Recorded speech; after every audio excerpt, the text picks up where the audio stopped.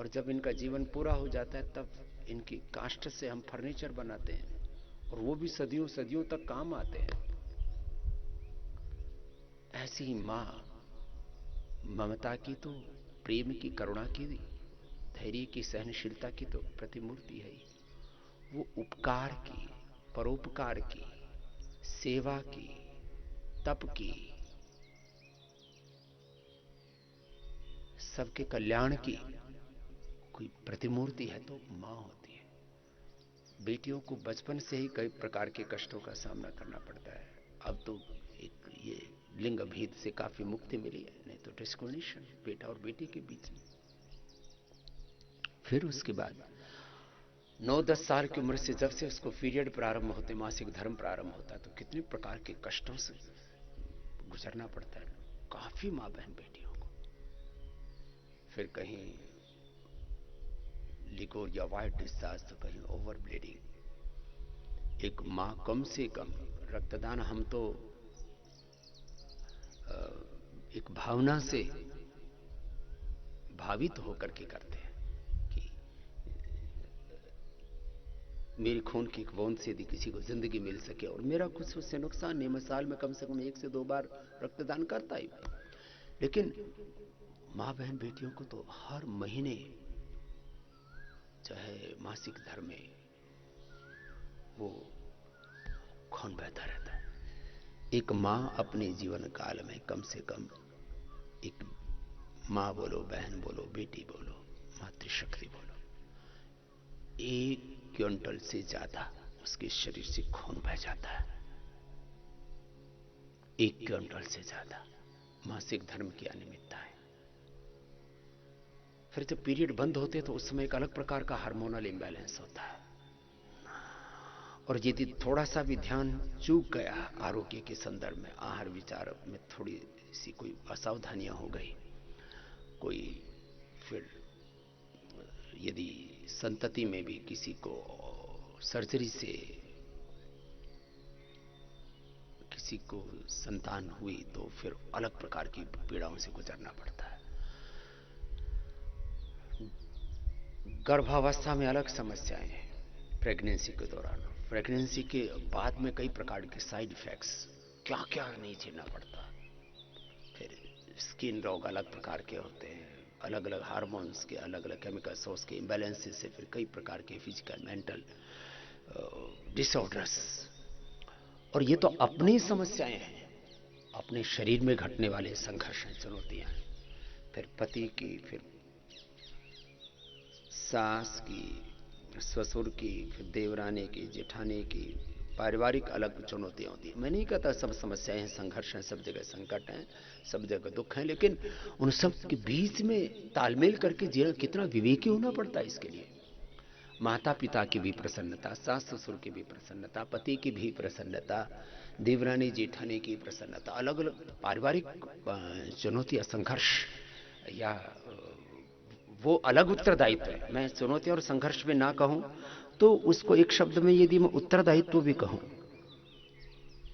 चलो, हर चीज को संकट कहना, हर चीज को संघर्ष कहना, हर चीज को समस्या कहना, हर चीज को दुख कह देना, ये ठीक नहीं है। लेकिन उत्तरदायित्व कितने, और सैकड़ों उत्तरदायित्वों को निभाना वो कितना कठिन होता है, इतना आसान नहीं होता है। क्योंकि मैं सैकड़ों उत्तरदायित्वों को निभाता हूं। जैसे एक माँ जो है अलग अलग उत्तरदायित्व को निभाती है, बेटी के उत्तरदायित्व को भी निभाती है, बहू के उत्तरदायित्व को भी निभाती है, फिर बड़ी हो जाती है तो सास के उत्तरदायित्व को भी निभाती है, एक परिवार के उत्तरदायित्व को निभाती है। मैं एक बड़े परिवार के उत्तरदायित्व को निभाता हूँ, एक संस्था के उत्तरदायित्व को निभाता हूँ, एक संगठन के उत्तरदायित्व को निभाता हूँ, और करोड़ों लोग मुझसे अत्यंत श्रद्धा भक्ति प्रीति से जुड़े हैं, बहुत ऊंचे गौरव के साथ जुड़े हैं, बहुत ऊंची भावना के साथ जुड़े हैं, बहुत ऊंचे संकल्पों के साथ जुड़े हैं। इन सारे उत्तरदायित्वों के बोझ से दबना नहीं है। ये उत्तरदायित्व कोई हमें दबाने के लिए नहीं है, ये हमें सताने के लिए नहीं है, ये हमें उभारने के लिए है, और फिर इसके द्वारा हमारा सामर्थ्य प्रकट होता है। इसलिए मैं जाहिर तौर पर प्रकट रूप से मातृभक्त हूं। मैं मां की महिमा गाता हूं।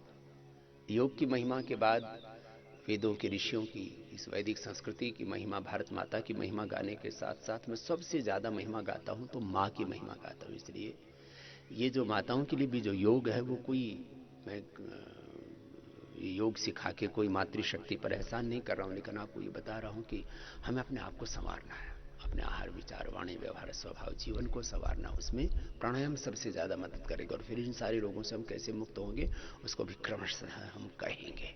तो भस्त्रिका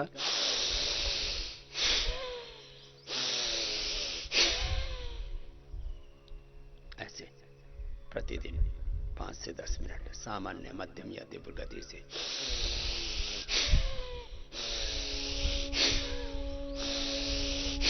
ये अभी भी करते रहना, मुझे सुनते सुनते भी भस्त्रिका कपालभाति।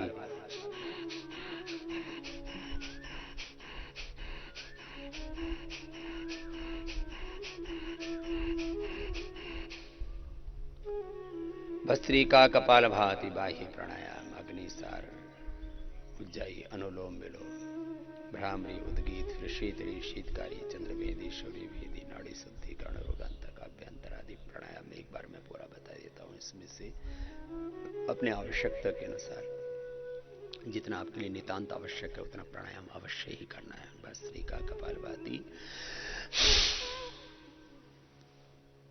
बाह्य प्राणायाम।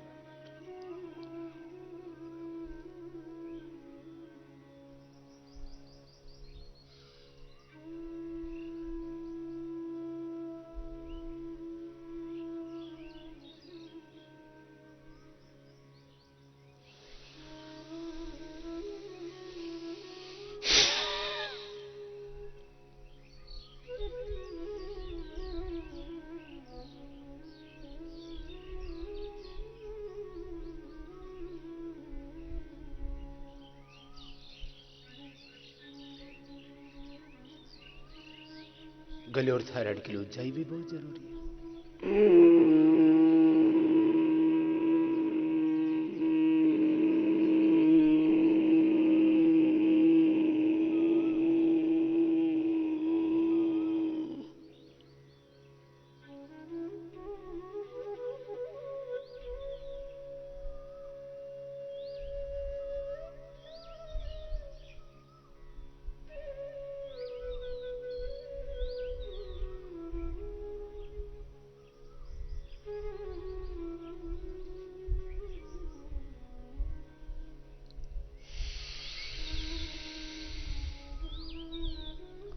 गले का आकुंचन करके फिर ध्वनि पूर्वक श्वास को अंदर भरना, रोक करके रखना, यथाशक्ति रोक करके बाई से बाहर छोड़ देना। ऊंचाई प्राणायाम 5, 7, 11 बार तक कर सकते हैं। थायराइड क्योर हो जाता है इससे, snoring, sleep apnoea, throat infection, बच्चों को भी टॉन्सिल हो जाता है, उसके लिए भी कोरोना के लिए जबरदस्त है। ऊंचाई प्राणायाम विशुद्धि चक्र से जागृत हो जाता है। भस्त्रिका प्राणायाम से हृदय चक्र, कपालभाति प्राणायाम से मूलतः मूलाधार स्वाधिष्ठान मणिपुर चक्र और आंशिक रूप से हृदय और विशुद्धि चक्र भी, अनुलोम विलोम से आज्या चक्र, ललना चक्र, सहस्रार चक्र जागृत होते हैं और भ्रामरी उद्गीत से तो फिर सब चक्रों के जागरण के साथ साथ हम ब्रह्म के साथ एकाकार हो जाते हैं।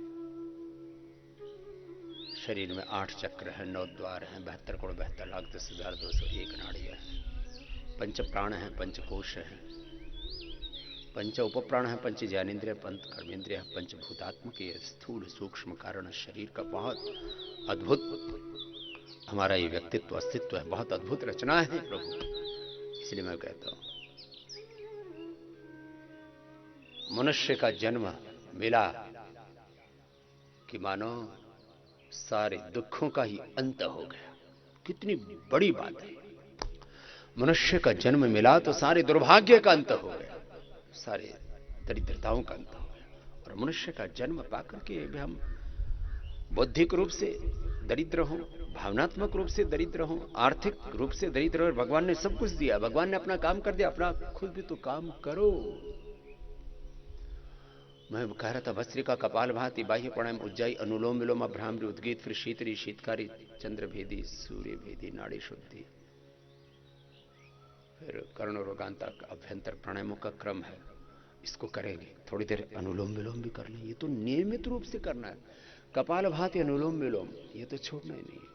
आओ अनुलोम विलोम करते और भाव से करते श्रद्धा से। माता पिता गुरु प्रभु चरणों में वंदन बारंबार कि इन्होंने किया बड़ा उपकार। कितने उपकार हैं माता पिता के गुरु के भगवान के हम पर, इस पूरे ब्रह्मांड के इस पूरी प्रकृति के कितने बड़े उत्तरदायित्व है हम पर और हम इन उत्तरदायित्वों से मुंह मोड़ लेते हैं। मैं बार बार कहता हूं ये सारी सृष्टि हमारे लिए काम कर रही है तो हमारा भी ये काम होना चाहिए, हमारा भी ये उत्तरदायित्व होना चाहिए, हमारा ये धर्म होना चाहिए, हमारी ये जिम्मेदारी होनी चाहिए, हमारे भी भीतर ये भाव होना चाहिए कि योग करते करते मैं सारी सृष्टि के लिए क्या योगदान कर सकता हूं।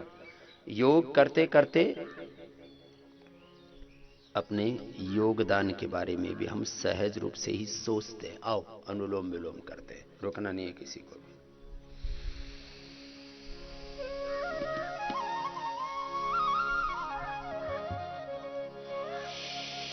माता पिता प्रभु गुरु चरणों में वंदन बारंबार के हम पर किया बड़ा उपकार, के हम पर किया बड़ा उपकार। माता पिता गुरु प्रभु चरणों में, माता पिता गुरु प्रभु चरणों में वंदन बारंबार के हम पर किया बड़ा उपकार, के हम पर किया बड़ा उपकार। माता पिता ने जो कष्ट उठाया, कर्ज कभी ना जाए चुकाया। माता ने जो कष्ट उठाया, कर्ज कभी ना जाए चुकाया। उंगली पकड़ कर चलना सिखाया, ममता की भी शीतल छाया। इनकी गोदी में पल कर हम, इनकी गोदी में पल कर हम कहलाते होशियार, के हम पर किया बड़ा उपकार, के हम पर किया बड़ा उपकार। माता पिता गुरु प्रभु चरणों में वंदन बारंबार, के हम पर किया बड़ा उपकार, के हम पर किया बड़ा उपकार। पिता ने हमको योग्य बनाया, कमा कमा कर अन्न खिलाया। पिता ने हमको योग्य बनाया, कमा कमा कर अन्न खिलाया।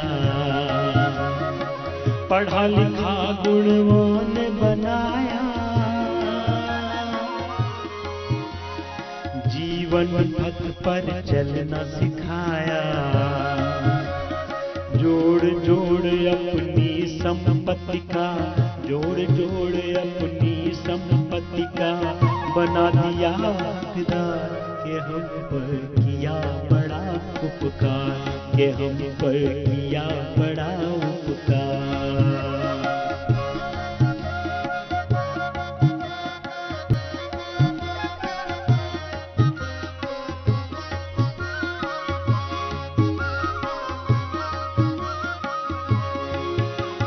सत्य ज्ञान गुरु ने दर्शाया, अंधकार सब दूर भगाया। सत्य ज्ञान गुरु ने दर्शाया, अंधकार सब दूर भगाया। हृदय में भक्ति दीप जलाकर हरि दर्शन का मार्ग बताया। हृदय में योग का दीप जलाकर प्रभु दर्शन का मार्ग बताया। बिना स्वार्थ की कृपा किए जो, बिना स्वार्थ की कृपा किए जो, इतने बड़े हैं उदार के हम पर किया बड़ा उपकार, के हम पर किया बड़ा उपकार। मात पिता गुरु प्रभु चरणों में, मात पिता गुरु प्रभु चरणों में वंदन बारंबार, के हम पर किया बड़ा उपकार, के हम पर किया बड़ा उपकार।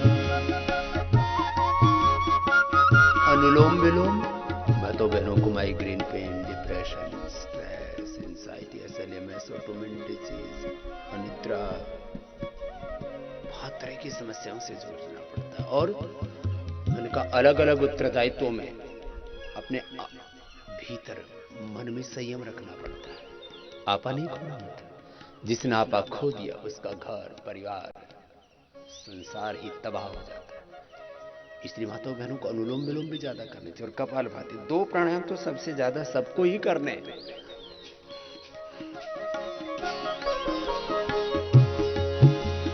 प्रभु कृपा से नर्तन पाया, गुरु चरणों में जान सजाया। प्रभु कृपा से नर्तन पाया, गुरु चरणों में जान सजाया। बल बुद्धि और विद्या देकर सब जीवों में श्रेष्ठ बनाया।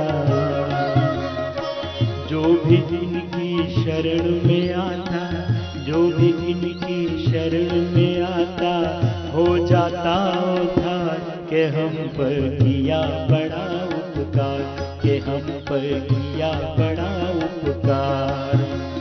मात पिता गुरु प्रभु चरणों में वंदन बारंबार, के हम पर किया बड़ा उपकार, के हम पर किया बड़ा उपकार। इनकी गोदी में पल कर हम कहलाते होशियार, के हम पर किया बड़ा उपकार, के हम पर किया बड़ा उपकार, के हम पर किया बड़ा उपकार, के हम पर किया बड़ा उपकार। माता पिता गुरु और भगवान ने जो हम पर अनुग्रह किया है, कृपा की है, जो हमें आशीष दी है, जीवन दे दिया, इससे बढ़कर के और देंगे क्या माता पिता। और इस जीवन में सारी शक्तियां दे दी भगवान ने, और देंगे क्या भगवान। और सारा संसार बना के दे दिया, इतना बड़ा ब्रह्मांड। ये धरती ही नहीं, यही सौरमंडल नहीं जिसमें हम रह रहे हैं, यही आकाश गंगा नहीं, इस सौरमंडल से इस आकाश गंगा से भी परे इतना बड़ा ब्रह्मांड। पादस्य ये विश्वभूतानि त्रिपादस्य अमृतम देवी। उस भगवान की महिमा को तो हम कैसे बखान करें। तेरी अपार महिमा कैसे बयान होवे, कुछ बोलने से पहले गूंगी जुबान होवे। प्रभु तेरी महिमा परंपार। कपालभाति, अनुलोम विलोम ऐसे श्रद्धा पूर्वक करना। भ्रामरी उद्गीत हुई।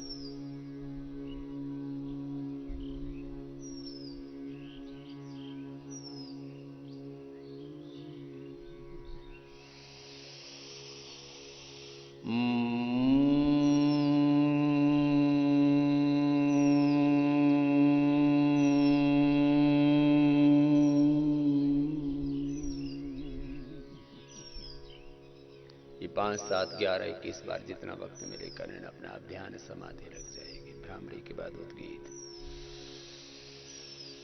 ओ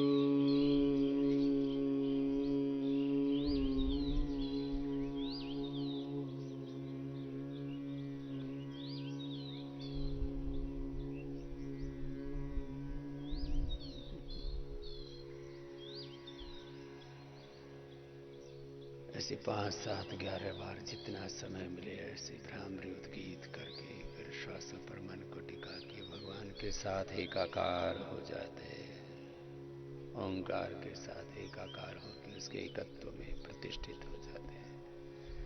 भगवान के साथ तन्मय तद्रूप हो जाते, ब्रह्म रूप हो जाते। प्रभु आपकी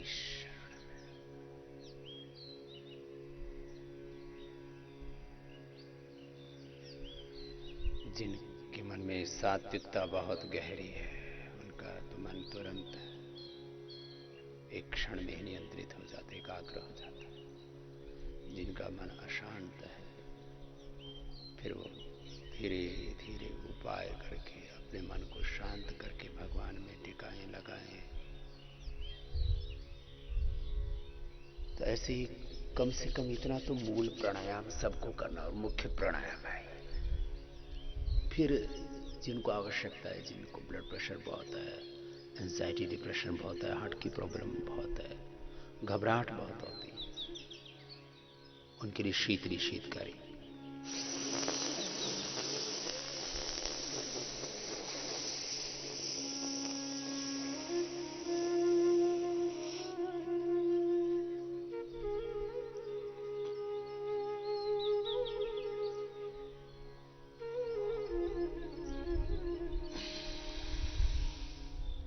जीवा बाहर निकाल के चोंच की तरह बना के मुख से श्वास लेना, नाक से छोड़ देना। ऐसे 5, 7, 11 बार तक कर सकते हैं।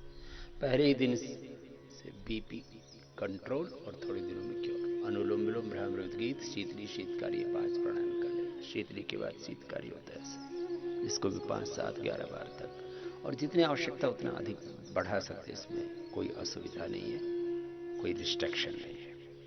शीतली में जीवा बाहर थी, अब शीतकारी में दांत के पीछे जीभ लगी हुई।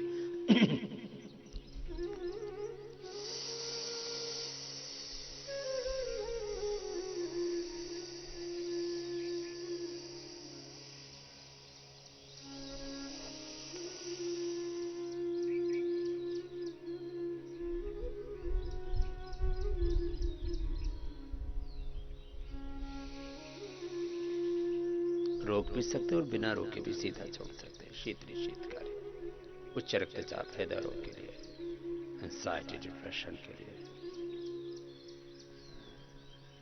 जिनका दिल बहुत घबराता है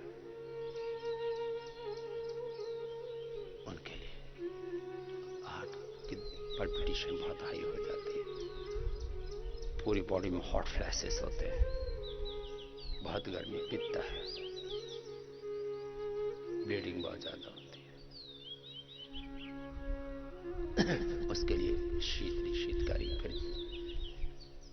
इससे जिनको गले में बहुत कफ कोल्ड रहता है उनको नहीं करना है, ठंडे होते हैं प्राणायाम।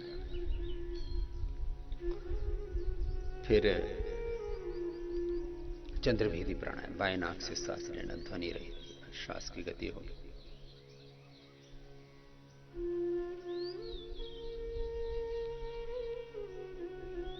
रोके या बिना रोके दाएं से छोड़ देना। ये भी पित्त के रोगों के लिए, गर्मी के रोगों के लिए, उच्च रक्तचाप के लिए बहुत अच्छा चंद्रभेदी प्राणायाम, तन मन की शीतलता के लिए।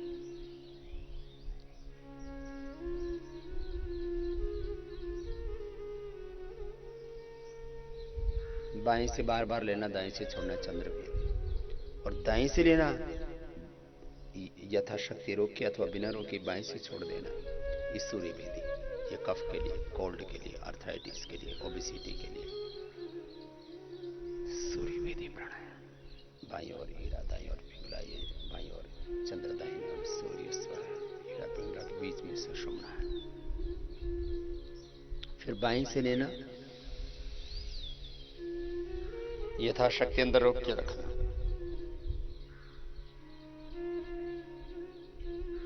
दाएं से छोड़ देना। धीरे धीरे इतना सूक्ष्म हो जाए श्वास की ध्वनि ना आए श्वास की, तो दाएं से लेना,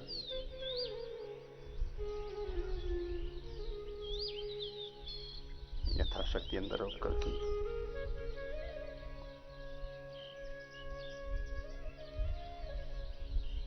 बाएं से छोड़ देना।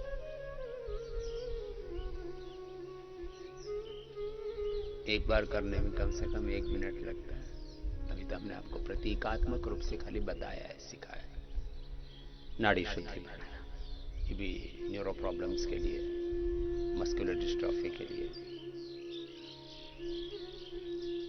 इम्यूनिटी को बढ़ाने के लिए अच्छा प्राणायाम है। श्वास को अंदर भर करके अंदर रोक के रख लेना। जिनकी ब्रेस्ट पूरी विकसित नहीं होती है, जिनके शरीर में सामर्थ्य कम होता है, इम्यूनिटी वीक है, जिनकी प्राण शक्ति कमजोर है, बॉडी, माइंड, ब्रेथ, सॉल, इसकी जो संगठित शक्ति है, इसी को प्राण शक्ति बोलते हैं, इसी को प्रतिरक्षा तंत्र बोलते हैं, इसी को इम्यूनिटी कहते हैं। तो योग से ये इम्यूनिटी बूस्ट होती है और इंस्टेंट योग बूस्ट करता है हमारी इम्यूनिटी को। श्वास को अंदर भर के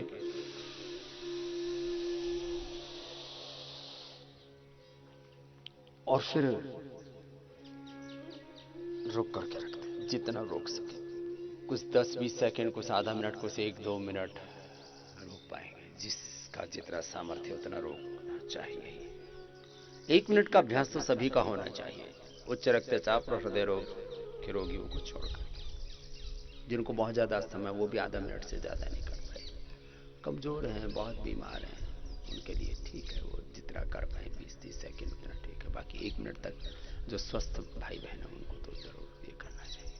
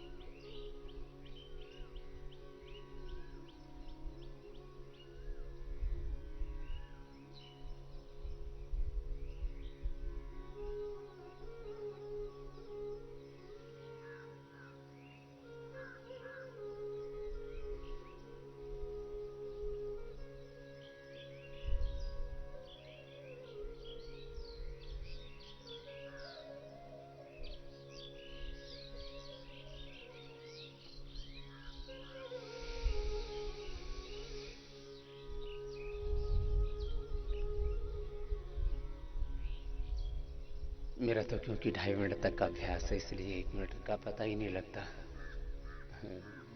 आपको अभ्यास करने में थोड़ा समय लगेगा। फिर जिनको कर्ण रोग है, कानों में नाद होता रहता है, ध्वनि होती रहती है, जैसे झिंगुर की आवाज होती है, ऐसे उसके लिए कर्ण रात के लिए।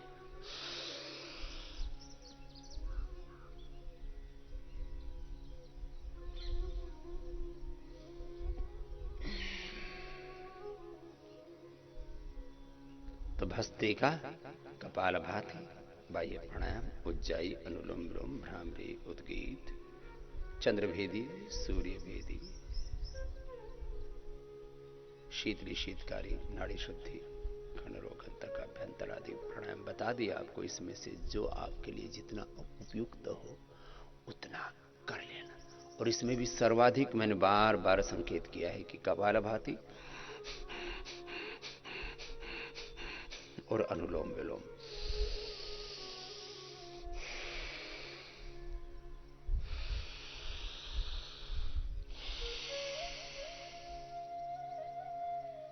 ये दो सर्वाधिक करने हैं। फिर प्राणायामों के साथ सूर्य नमस्कार, यौगिक जॉगिंग, परंपरागत व्यायाम, अलग अलग प्रकार के आसन, सूक्ष्म व्यायाम।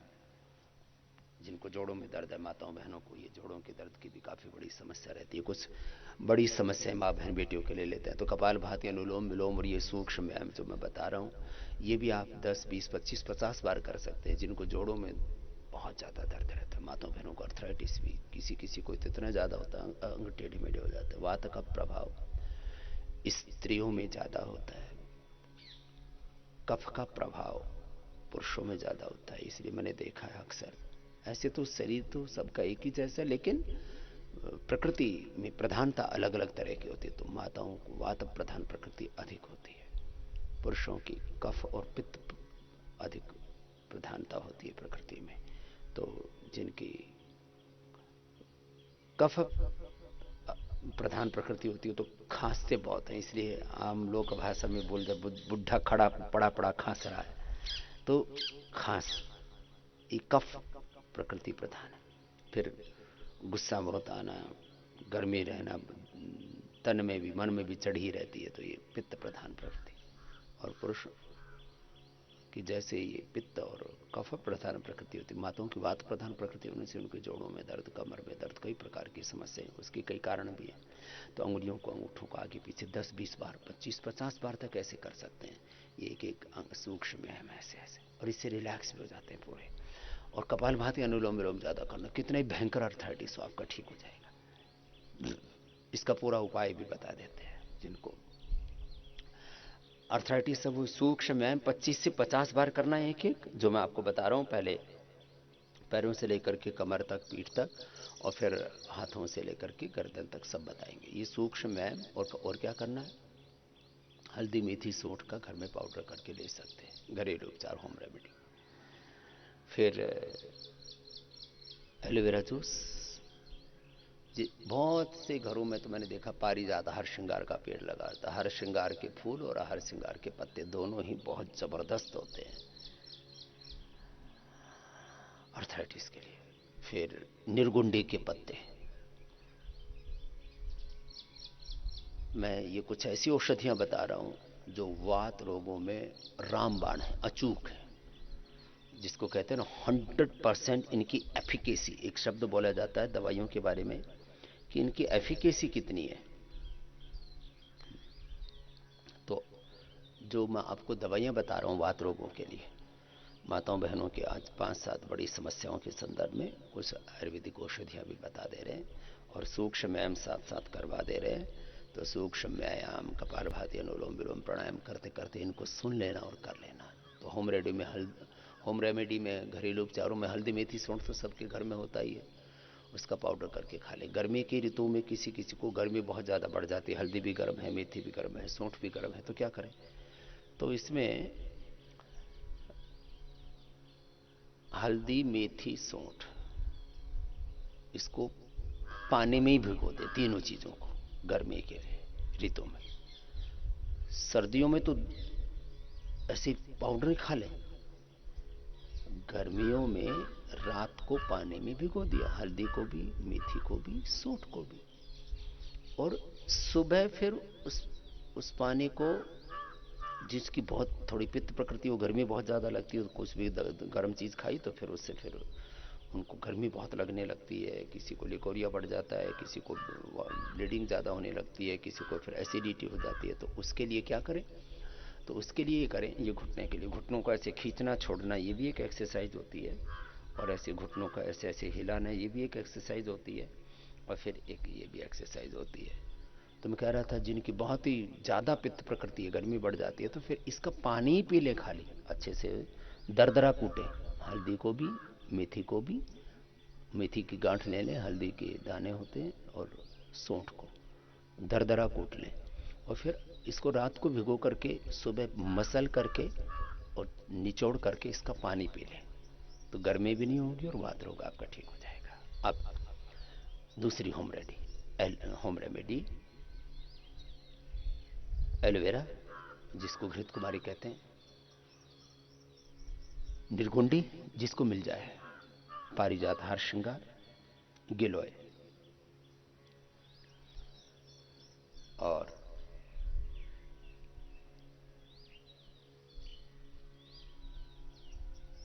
जिनको अश्वगंधा और सुरंजान मिल जाए तो और अच्छी बात है, इसको उबाल लें पानी में, अश्वगंधा, सुरंजान, या पीड़ांतक क्वाथ हम उपलब्ध करा देते हैं, इन सबको उबाल करके पी लें। एलोवेरा का तो जूस ही होगा, बाकी चीजों को उबाल लें, गिलोय को, हार श्रृंगार को, निर्गुंडी को, अश्वगंधा को, सुरंजान को, या पीड़ांतक क्वाथ, उसमें सभी चीजें होती हैं, फिर जितने भी वातनाशक द्रव्य हैं, रासना है, और तमाम वातनाशक द्रव्य, नहीं तो वातारी चूर्ण ले लें, 2-2 ग्राम सुबह शाम। मैंने सैकड़ों माताओं बहनों से सुना है कि उनको अर्थराइटिस था, उन्होंने प्राणायाम किया, सूक्ष्म व्यायाम किया, और वातारी चूर्ण ही खाया खाली, उसी से ही उनकी भयंकर वात रोग दूर हो गए। जिनको बहुत ही ज्यादा जोड़ों में दर्द है, फिर वो अश्वशिला, चंद्रप्रभा, और अपनी प्रकृति के अनुसार कोई एक गूगल, पूरी पैर की एड़ी से लेकर के और या पीछे तक दर्द है तो त्रयोदशा, जोड़ों में दर्द है तो योगराज, जोड़ों में दर्द भी है और साथ में मूत्र रोग भी है तो फिर गोक्षराज गुगुल या चंद्र प्रभावटी साथ में ले लें। जोड़ों में दर्द भी है और खुजली भी बहुत मस्ती है तो कैश और गुगुल ले लें। इसलिए अलग अलग प्रकार के गुगुलों का विधान है। ऐसे ये पैरों के लिए ऐसे किया, फिर इस प्रकार से पेट पीठ दोनों का भी अभ्यास हो जाता है, आगे पीछे ये लंबे लंबे श्वासों के साथ ऐसे 10-20 बार ऐसे किया, फिर 10-20 बार 25-50 बार ऐसे किया। इसे पेट पीठ कमर संभाल के होंगे इस प्रकार से। फिर दोनों पैरों को तलवों से मिला लिया, बटरफ्लाई कर ली, सेफ जॉइंट पे और अच्छे हो जाते हैं। तो अलग अलग अंग प्रत्यंगों के लिए सूक्ष्म व्यायाम प्राणायाम और मैं औषधि बता रहा था। वातारी चूर्ण, अश्वशिला, चंद्रप्रभा, त्रयोदशांग गुगुल, योगराज गुगुल, सिंहनाथ गुगुल, कैशोर गुगुल, गोक्षरादि गुगुल अपनी प्रकृति के अनुसार एक एक गोली ले ली। पेन बहुत होता है, असह्य दर्द होता है तो उसके लिए पेन मैनेजमेंट के लिए एलोपैथी में पेन किलर्स दिए जाते हैं। उससे भी ज्यादा अच्छा है पीड़ांतक वटी। इसके लिए हमने साइंटिफिक रिसर्च भी किया है। एलोपैथी के पेन किलर से ज्यादा प्रभावी है और किसी भी प्रकार का साइड इफेक्ट नहीं तो पेन किलर्स के साइड इफेक्ट बहुत होते हैं, खास करके उनसे एसिडिटी होना, चक्कर आना, उल्टी होना और लंबे समय तक खाने से फिर उससे पूरा पेट खराब हो जाता है, आंतें कमजोर हो जाती है, लीवर कमजोर हो जाता है, किडनी पर उनके दुष्प्रभाव आते हैं। तो पीड़ांतक ले लें जिनको बहुत ज्यादा पेन्स है। पेन किलर के तौर पर कितनी दवाइयां खाते हैं अलग अलग, पीड़ांतक का फॉर्मुलेशन बहुत ही जबरदस्त है इसके लिए। फिर एक एक अंग को मैंने कहा 10-20 बार ऐसे कर लेते हैं तो इससे एक एक अंग प्रत्यंग हमारे अच्छे हो जाते हैं लंबे लंबे श्वासों के साथ। बहुत ज्यादा जोड़ों में दर्द होने पर, रूमेटॉइड आर्थराइटिस होने पर महावात, विध्वंसक रस, प्रवाल पिष्टि या प्रवाल पंचामृत, गोदंती, मुक्ता शुक्ति, कैल्शियम की डेफिशिएंसी, आयरन की डेफिशिएंसी बहुत होती है लेडीज में, उसके लिए भी अलग से भी बात करेंगे, लेकिन ये भी मुक्ता शक्ति है, मोती पिष्टि है, ये सब मदद करते हैं कैल्शियम की डेफिशिएंसी को हटाने में। उससे ऑस्टोपिनिया, ऑस्टोपोरोसिस, फिर आर्थराइटिस, रूमेटॉइड आर्थराइटिस होता है। दोनों तरफ से क्लॉकवाइज, एंटी क्लॉकवाइज ऐसे लंबे लंबे श्वासों के साथ ही अभ्यास करना है।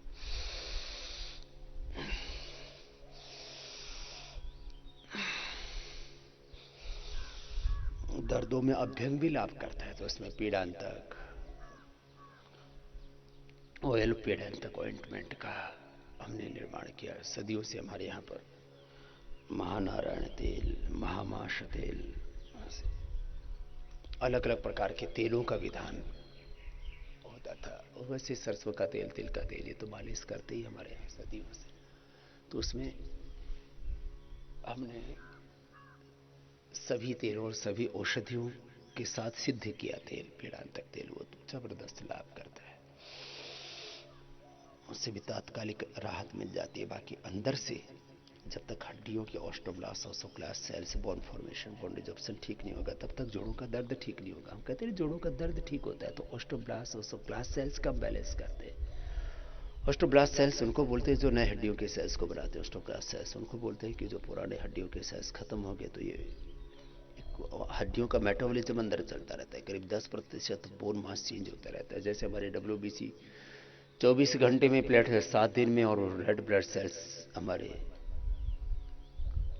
RBC 100 से 120 दिनों में चेंज हो जाते हैं। ऐसे हड्डियों के भी अंदर जो सेल्स हैं, कोशिकाएं हैं, बोन मास उसको बोलते हैं, वो 10% लगभग पूरे शरीर में चेंज होता रहता है हर वक्त। तो जब आप प्राणायाम करते हैं, डीप ब्रीदिंग करते हैं, तो इससे जो ऑक्सीजन और ब्लड का फ्लो अच्छा होता है, एनर्जी हमारी चैनलाइज होती है, इससे अपने आप osteoblast, osteoclast cells, bone formation, bone resorption अच्छा होता है। तो ऑस्टोपिनिया, ऑस्टोपोरोसिस, आर्थराइटिस, जोड़ों का दर्द अपने आप ठीक होता है। हड्डियों के साथ साथ हमारे मसल्स भी अच्छे हो जाते हैं, तो दोनों काम एक साथ हो गया। हड्डी और मांसपेशी अच्छी होगी, हड्डियों का मेटाबॉलिज्म अच्छा हो गया, तो जोड़ों का दर्द अच्छा हो गया। ये इसका साइंटिफिक रीजन है कि हम कहते हैं ना कि ये रोग मिटता है योग से। कैसे मिटता है, उसका प्रोसीजर क्या, मैकेनिज्म क्या, प्रक्रिया क्या, वो प्रक्रिया भी आपको बता दी।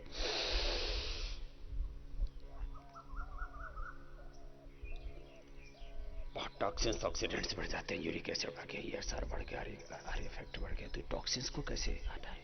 तो एक तो प्राणायाम करें, कपालभाति, अनुलोम विलोम, तो उससे जो अलग अलग जगह, अलग अलग जॉइंट्स में ये टॉक्सिन्स इकट्ठे होते हैं, एसिड्स इकट्ठे होते हैं, तो ये सब एक तो निकल जाएंगे शरीर से अनुलोम विलोम से। और कपालभाति से जब हमारी किडनी अच्छी होगी, हमारा जो है विसर्जन तंत्र हमारा अच्छा होगा, एक्सक्रीटरी सिस्टम हमारा अच्छा होगा, तो सारे वॉश आउट हो जाएंगे ये सारे एसिड्स, सारे विकार, सारे टॉक्सिन्स।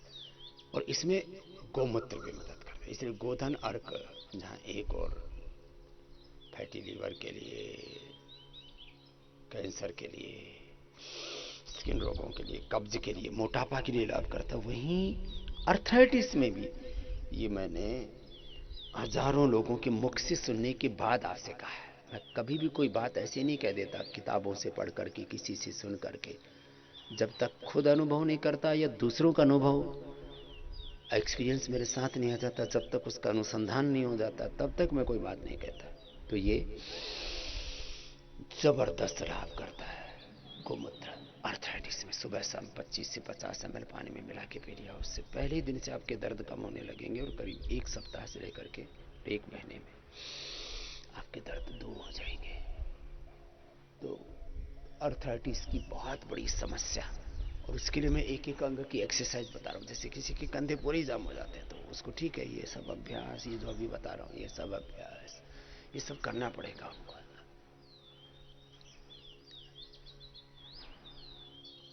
फिर गोमुखासन भी करवा देते हैं। कंधे जाम, किसी की गर्दन ही जाम हो जाती है, ऐसे हिलती ही नहीं है, किसी को तो कंघी भी नहीं करनी होती की जाती, इतने कंधे जाम हो जाते, फ्रोजन शोल्डर उसको बोलते हैं। पूरा शरीर इतना जाम हो जाता है, एक कदम नहीं चला जाता है। रेमेटॉइड आर्थराइटिस वो भी हमने ठीक किया है। तो ये सब अभ्यास करना और सारे दर्द आपके दूर हो जाए।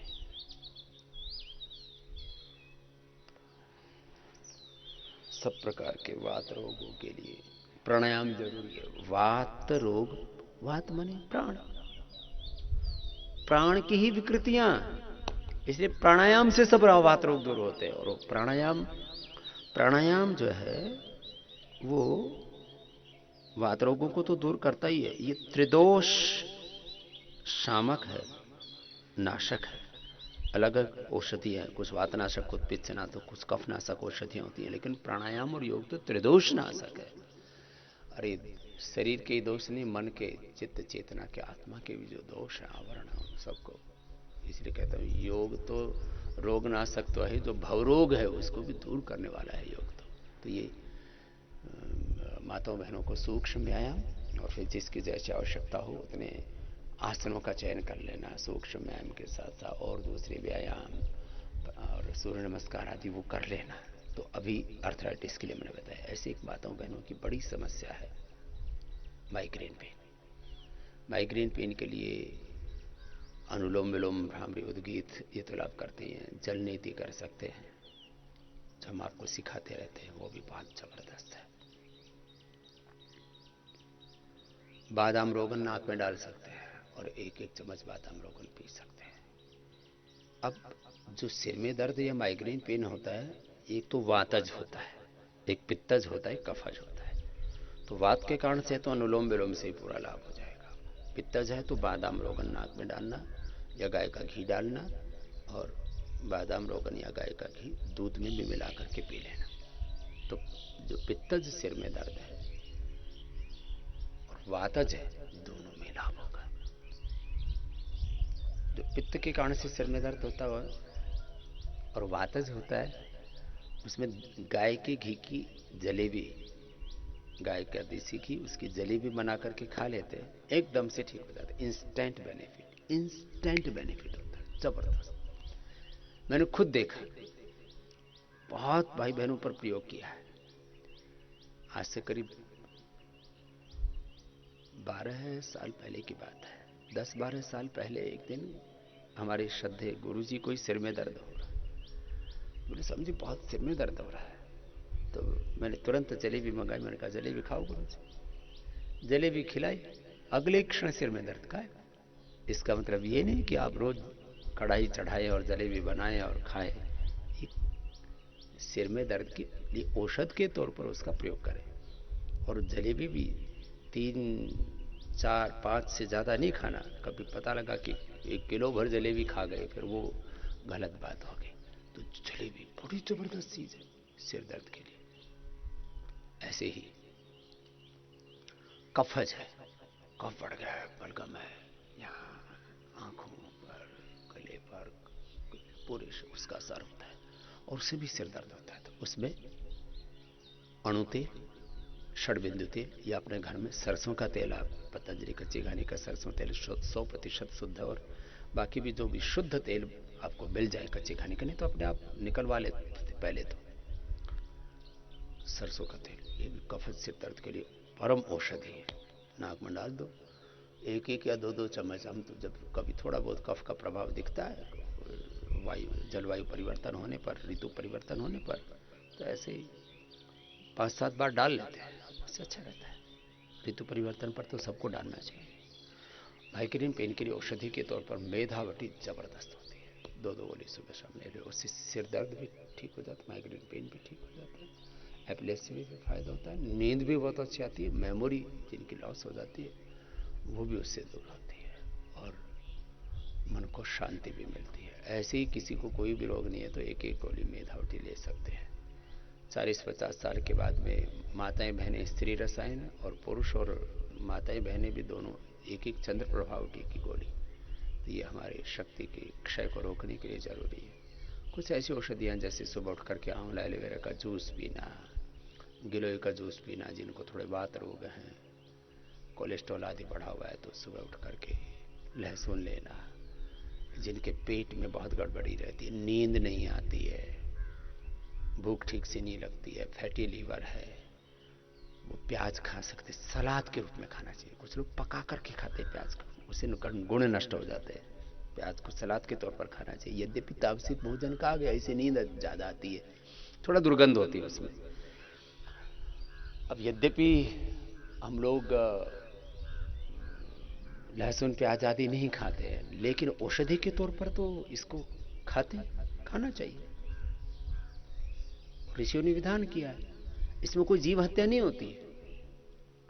और जो वैष्णव परंपरा में, स्वामीनारायण संप्रदाय में, अलग अलग परंपराओं में, गुरुकुलों में नहीं खाते तो कोई बात नहीं। लेकिन यदि किसी को नींद नहीं आ रही है, कोलेस्ट्रॉल बढ़ा हुआ है, हार्ट की प्रॉब्लम है, तो लहसुन खाली पेट खा लिया, प्याज को सलाद के तौर पर खा लिया और उसका पेट अच्छा हो गया, उसको नींद अच्छी आ गई, उसका जो है समस्याओं का समाधान हो जाए तो कोई दिक्कत भी नहीं है। खैर, तो मैं आपसे बोल रहा था थोड़ा सा चेंज करें अपनी दिनचर्या में। तो नींद नहीं आती है तो भी आप प्याज को सलाद के तौर पर खा सकते हो। तुम्हें कह रहा था कुछ दिनचर्या में भी आंवला, एलोवेरा, गिलोय, जिनको लेना है वो, लहसुन, हार्ट की प्रॉब्लम है तो दालचीनी और अर्जुन की छाल का काढ़ा बना करके पी लिया। और वैसे भी जिनको दारू की आदत होती है और दारू से हार्ट खराब हुआ है तो अर्जुन अनिष्ट पिए तो दारू छूट जाएगी। पेट खराब हुआ, लीवर खराब हुआ है तो कुमार यहाँ सब लोहा सौ पिए। चाहे जिनका फेफड़ा खराब हुआ है तो कनका सौ पिए, वासारिष्ट या कनका सौ। जिनका पूरा नर्वस सिस्टम खराब हुआ है तो अश्वगंधारिष्ट पिए। जिनका दिमाग ही खराब हो गया है दारू पी पी करके तो सारस्वतारिष्ट पिए। दारू पीने से स्किन रोग बहुत हो गए हैं तो महामंजिष्ठा इत्यारिष्ट, खदिरारिष्ट पिए, और उससे थोड़ी बहुत अल्कोहल की भी पूर्ति हो जाएगी। आसवरिष्टों में हल्का सा अल्कोहल होता है क्योंकि उसको भी पका करके, और एक प्रक्रिया है उसमें औषधियों की गुण वृद्धि की, तो वो उसकी पूर्ति भी हो जाएगी और दारू भी छूट जाएगी। ये तो एक मैंने विषयांतर से बात कही। तो मैंने कहा कुछ ऐसे आहार के तौर पर भी औषधि आहार, जैसे खाली पेट वर्जिन कोकोनट ऑयल ले सकते हैं, दूध में बादाम ऑयल ले, दूध में हल्दी, शिलाजीत ले, च्यवनप्राश ले, खाने में आंवले का किसी न किसी रूप में आंवले की चटनी, आंवले का मुरब्बा, इसका सेवन करें। पहले खाने के क्रम में पहले सलाद, फल, फिर पका हुआ भोजन, और उसमें जो है जिनके पास सामर्थ्य हो तो थोड़े थोड़े ड्राई फ्रूट्स लें, सामर्थ्य ज़्यादा नहीं है तो कम से कम मूंग और चना थोड़ा भिगो करके, और अलग अलग अलग अन्न और मेथी थोड़ा अंकुरित लेते हैं तो उससे विटामिन डी और B12 की कमी दूर हो जाती है। माताओं बहनों में कैल्शियम की कमी को दूर करने के लिए जो दूध पी सकते तो दूध पिए, किसी किसी को दूध पीने में दिक्कत होती है, डाइजेस्ट नहीं होता, आदत नहीं है तो दही छाछ ले लें। दही छाछ से किसी को एसिडिटी और जोड़ों में दर्द बढ़ जाता है, क्योंकि जिनको जोड़ों में दर्द होता है उनको दही, छाछ, नींबू, कोई भी खट्टी चीज़ों से दर्द बढ़ता है। तो दही दोपहर को जमा करके, गर्मियों में तो खास करके शाम, दोपहर सुबह जमा करके दोपहर को ले लें और शाम को जमा करके, शाम को सोते समय 10 बजे जमाएं और फिर सुबह तक वो दही जम करके तैयार हो जाएगा। खट्टा नहीं होना चाहिए दही। तो दही में कैल्शियम होता है, चौलाई में कैल्शियम होता है, सिंघाड़े में कैल्शियम होता है, और जौ में भी कैल्शियम होता है। बाकी थोड़ा थोड़ा तो सभी चीज़ों में होता है। कैल्शियम के लिए यद्यपि बहुत ज़्यादा कैल्शियम की कमी हो तो हम वंशल औषध देते हैं। बाकी शंख, कपर्दक, मुक्ता, शुक्ति, मोती, पिष्टी कैल्शियम के अच्छे सोर्स हैं। और सबसे तो बड़ी बात मैंने देखी, कपालभाति थोड़ा लंबा समय करते हैं तो कैल्शियम जो भी हम खाने पीने की चीज़ों में जो नेचुरल कैल्शियम मिलता है वो पूरा डाइजेस्ट हो जाता है। तो इसको पूरा करें। और जिनको भी कैल्शियम की कमी है, कपालभाति की करने के साथ साथ वे प्रवाल पंचामृत और मोती पिष्टी, प्रवाल पंचामृत 10 ग्राम, गोदंती 10 ग्राम, मोती पिष्टी 4 ग्राम।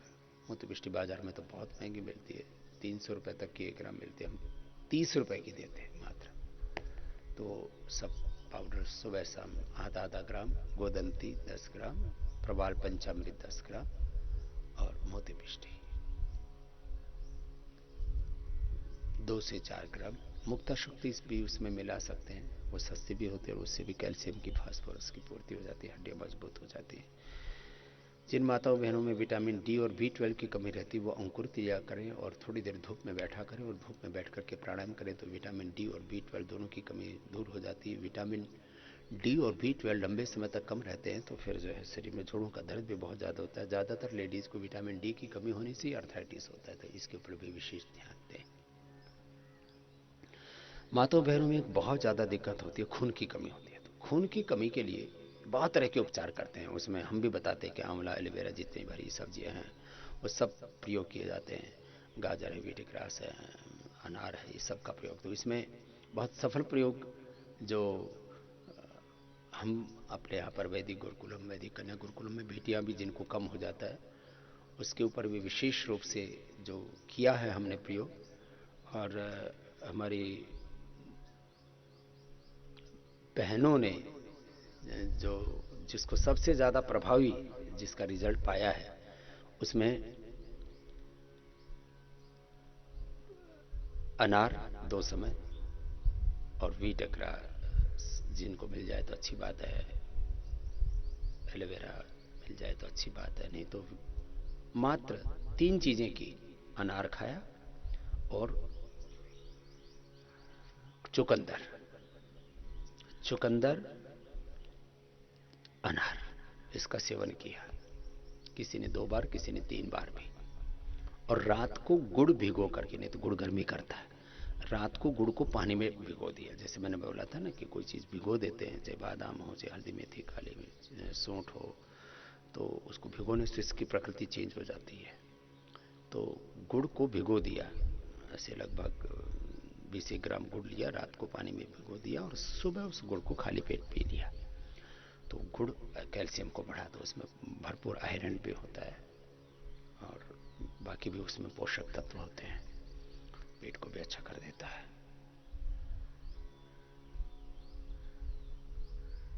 हीमोग्लोबिन को बढ़ाने के लिए जबरदस्त चीज है। और कपालभाति प्राणायाम, अनुलोम विलोम प्राणायाम। हीमोग्लोबिन हमारी जो हड्डियां हैं इनके जो बड़ी क्षोर यहाँ बनता है, यहाँ बनता है। तो प्राणायाम, कपालभाति, अनुलोम विलोम करना चाहिए और ये प्रयोग करना चाहिए। तो हीमोग्लोबिन की, आयरन की जो डेफिशिएंसी लेडीज में होती है उसके लिए बहुत जबरदस्त से लाभ करता है। और भी बहुत से समस्याएं लेडीज को होती है, उसमें एक बड़ी समस्या स्किन की भी होती है, बालों के झड़ने की भी होती है, बालों में डैंड्रफ की भी होती है, एड़ियों के फटने की भी होती है, शरीर में सूजन भी बहुतों को रहता है। वैसे सूजन वाली बात कह करके शेष कल बताएंगे।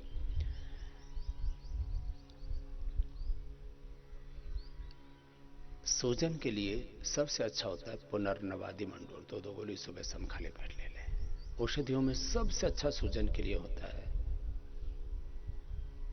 पुनर्नवा, पुनर्नवा की जड़ गोखरू। पुनर्नवा, गोखरू, मकोई, निशोध, ये शोथ के लिए जबरदस्त होते हैं। जिनको ये औषधियां ना मिल पाए तो वे सर्वकल्पवात, वृक्कदोषर्कवात दोनों ही मिला करके उबाल करके पी लें, शोथ निकल जाएगा। पुनर्नवादि मंडूर खाली पेट ले लें और कपालभाति प्राणायाम जरूर करें। वाटर टेंशन तभी दूर होगा जब आप कपालभाति करेंगे। और नमक कम कर दें खाने में तो आपका सूजन दूर हो जाएगा।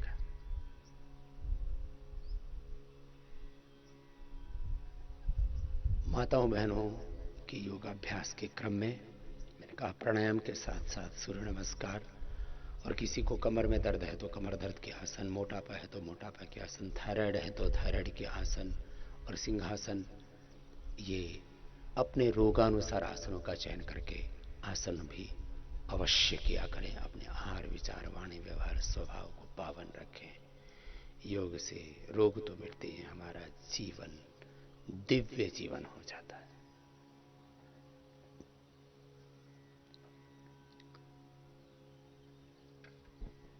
आज कार्यक्रम के अंत में जो सुबह उठ करके ध्यान नहीं कर पाते वो भी ध्यान करें, हम आह्वान करते हैं, क्योंकि योग में जितने आसन प्राणायाम जरूरी है उतना ध्यान भी जरूरी है। मैं योग करते करते हुए जो इस कर्म में राष्ट्र के सेवा में जो बड़ा योगदान दे रहे हैं उन माताओं बहनों का, उन भाइयों का, उन अपने पतंजलि संस्था संगठन से जुड़े हुए हमारे सभी दिव्य आत्माओं का कृतज्ञतापूर्वक अभिनंदन करता हूँ। जैसे मैंने पहले कहा था, महिला पतंजलि योग समिति ने इस अनुष्ठान में बहुत बढ़ चढ़ करके भाग लिया है। इसमें जैसे दिल्ली में बहन सविता जी और जितनी भी हमारी वहाँ श्रद्धामयी बहनें हैं उन्होंने बहुत योगदान दिया। 5 लाख की आहुति इस कोरोना के इस संक्रमण के इस पूरे संकट के काल में देश की सेवा में समर्पित किए। पतंजलि ने स्वयं लगभग 30 करोड़ रुपए का इसमें योगदान दिया, आप सबको पता है। और दिल्ली के बहन सविता जी के साथ साथ हमारे उत्तराखंड की भी बहन सीमा जी और अन्य बहनों ने उत्तराखंड में 5 लाख से ज़्यादा का सहयोग किया है। अभी हमारे हरीश जी जो सीमा जी के पतिदेव, उन्होंने कल कहा कि योगाग्राम में इतनी हानि हुई है, करोड़ों रुपए का नुकसान हुआ है, तो उसमें हम भी कुछ सहयोग करना चाहते हैं, तो उन्होंने उसके लिए भी 1.25 लाख रुपए के लिए दान दिया। तो भाई हरीश जी का और हमारी श्रद्धामयी बहन सीमा जी का बहुत बहुत अभिनंदन है। बहन सुधा जी जो है बालचंद्रा प्रभु जी, ये 5 लाख रुपए का बहुत बड़ा इन्होंने योगदान दिया है। तो हमारी श्रद्धामयी बहन सुधा का भी हम बहुत बहुत हृदयपूर्वक अभिनंदन करते हैं, सुधा बालचंद्र प्रभु जी। और अलग अलग और भी बहनों ने, इच्छा देवी और दूसरी हमारी बहनों ने हिमाचल से 1 लाख रुपए का योगदान दिया। तेलंगाना से हमारी बहनों ने 1 लाख रुपए का, एशियाई टाउन्स विले फार्म्स लिमिटेड दिल्ली में असीन जी ने 1 लाख रुपए का इसमें अपना योगदान, अपनी आहुति प्रदान की है। हम असीन जी का श्रद्धापूर्वक कृतज्ञतापूर्वक अभिनंदन करते हैं। और राजेश्वरी अम्मा जी और हमारे अंडमान निकोबार की बहनों ने 1 लाख रुपए का योगदान दिया है। इन सब का हम कृतज्ञतापूर्वक अभिनंदन करते हैं। योग करते हुए आप सब ऐसे सत्कर्मों में योगदान देते हैं, अपनी जो भी सामने आंखों की हम देखते हैं कि उत्तरदायित्व, उसमें आप अपनी भूमिका निभाते हैं। मैं सबका कृतज्ञतापूर्वक अभिनंदन करता हूं। और मैं हर रोज जैसे कहता हूं कि योग कीजिए, और योग में राष्ट्र, योग में भारत, योग में आध्यात्मिक विश्व बनाने के लिए आप लोग योग के प्रचार को, चारों तरफ बहुत से दुष्प्रचार हो रहे हैं, चारों तरफ बहुत से षड्यंत्र हो रहे हैं, उसको भगवान के यंत्र बन करके आपको दूर करना है। तो उसके लिए आप जो ध्यान योग का सुबह कार्यक्रम चलता है, योग का कार्यक्रम चलता है, इसको ज़्यादा से ज़्यादा फेसबुक पर, ट्विटर पर, यूट्यूब पर इसको खूब शेयर कीजिए, खूब आगे बढ़ाइए। इसी आह्वान के साथ आज के अनुष्ठान को विराम देते हैं। 8 बजे इंडिया टीवी पर तो हम आपको आज नशा मुक्त कैसे बने, रोग मुक्ति के साथ नशा मुक्ति का भी बहुत बड़ा साधन है योग, वो बताएंगे ही बताएंगे। अभी जो सुबह ध्यान नहीं कर पाए हैं वो दोबारा से मेरे साथ ध्यान योग का और भी अभ्यास करेंगे। ओम शांति शांति शांति।